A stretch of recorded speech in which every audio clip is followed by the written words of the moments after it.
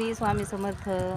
मैत्रिणी, येत्या 26 तारखेला 26 एप्रिलला वार शनिवार या दिवशी काय आहे तर आपल्या स्वामी महाराजांची पुण्यतिथी आहे. मैत्रिणी, आपण प्रकट दिनानिमित्त ज्या ज्या सेवा स्वामींच्या केल्या होत्या त्या सेवा आपल्याला पुण्यतिथीनिमित्तही करायच्या आहेत. मित्रांनो, तुम्ही तारक मंत्राचं पठण, त्याचबरोबर श्री स्वामी समर्थ श्री स्वामी समर्थ असा स्वामींचा जप जेवढा जास्त होईल तेवढा, त्याचबरोबर स्वामी चरित्राचं पारायण, त्याचबरोबर मैत्रिणी आपण गुरुचरित्राचं पारायण, ह्या सेवा आहेत ह्या सगळ्या आपण करू शकतो. मैत्रिणी, नक्कीच करा आणि आपल्याला ह्या काळामध्ये केल्यामुळं त्याचं खूप विशेष असं महत्त्व आहे. मैत्रिणी, जेवढ्या होतील तेवढ्या तुम्हाला सेवा करायच्या आहेत.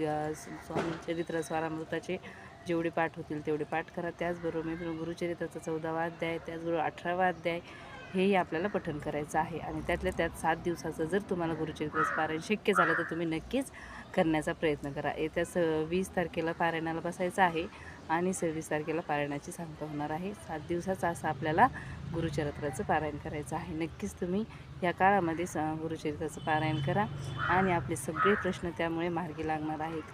श्री स्वामी समर्थ. जय जय स्वामी समर्थ.